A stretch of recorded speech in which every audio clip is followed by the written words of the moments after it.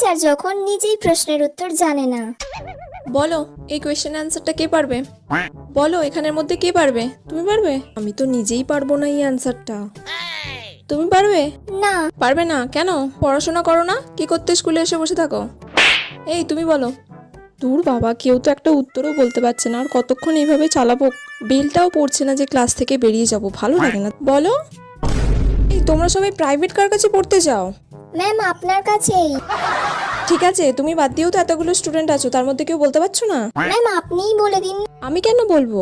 আমি বললে তো তোমরা সবাই এমনিই জেনে যাবে। তাহলে তোমরা কি করো বাড়িতে?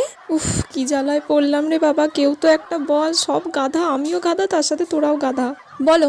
নিজে তো জানি না, যা বললো তাতেই হ্যাঁ বলে দিই। শুনলে কি বললো? তুমি কেন পারলে না? শুনে নাও ভালো করে, কালকে যেন কোয়েশ্চেনটা ধরলে তুমি পারো, ঠিক আছে? উফ বাবা, এতক্ষণে ঘন্টা পড়লো, তাড়াতাড়ি পালাই।